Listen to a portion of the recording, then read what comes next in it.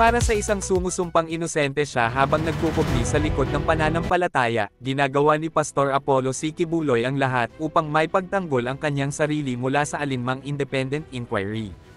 Puntirya siya ng Senado, kung saan naidetalye ang matitinding akusasyon laban sa kanya, pero nananatiling mailap si Kibuloy, piniling magtago sa likod ng katwiran ng kabanalan.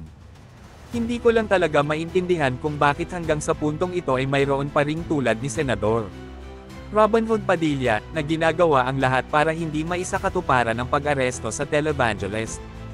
Hindi na sana darating pa sa ganoong punto si Senador Rizzo Hontiveros kung humarap lang si Kibuloy sa pagdinig para depensahan ang kanyang sarili. Gayunman, napagtanto na marahil ni Padilla na ang pagtataya ng lahat para sa pastor na itong inaakusahan ng napakaraming nakapanghihilakbot na krimen dahil lang sa pagkakaibigan, ay magiging malaking problema para sa mga kasamahan niya sa Senado. Tingnan na lang niya kung paanong bumaligtad ang kaibigan niyang si Senador J.V. Ejercito. Kumilos maging ang Department of Justice upang irekomenda ang paghahain ng mga kasong kriminal laban kay Kibuloy, binaliwala ang naunang paninindigan ng prosekusyon ng Davao City.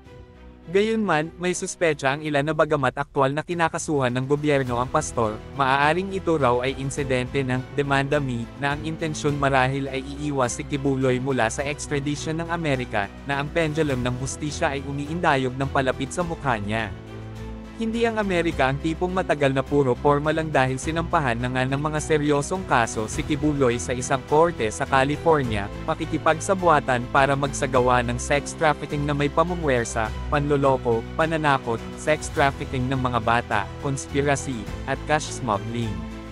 Kung hindi nilalapat ang katarungan dito, dahil maliwanag namang nagkukubli siya sa likod ng grupo ng kanyang mga abogado, nagsisimula ng maging malinaw na ang mga krimeng ibinibintang sa kanya ay hindi basta makakalusot sa hustisya sa labas ng bansa. Nitong Biyernes, naansil na ng korte sa California ang mga warrant para ipadampot siya.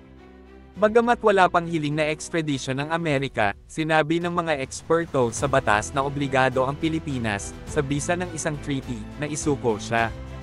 Pero dahil may mga nakabinbin siyang kaso sa Pilipinas, naniniwala ang mga legal expert na kakailanganin lamang ang desisyong politikal mula sa Administrasyong Marcos upang ipaaresto ang pastor at tumalima sa extradition request ng Amerika. May kakayahan ng gobyerno na ibasura ang alinmang kasong kinakaharap ni Kibuloy sa bansa upang bigyang daan ang pagpapanagot sa kanya sa umano'y mga krimeng na isampa sa kanya sa Amerika. Naniniwala ako sa panalangin. Pero kapag nanggagaling ito mula sa bibig ni Kibuloy para iligtas ang sarili mula sa kanyang mga kagagawan, duda ako kung paglalaanan siya ng langit ng sanktuwaryo para makaiwas sa makapangyarihang impluwensya ng hustisya.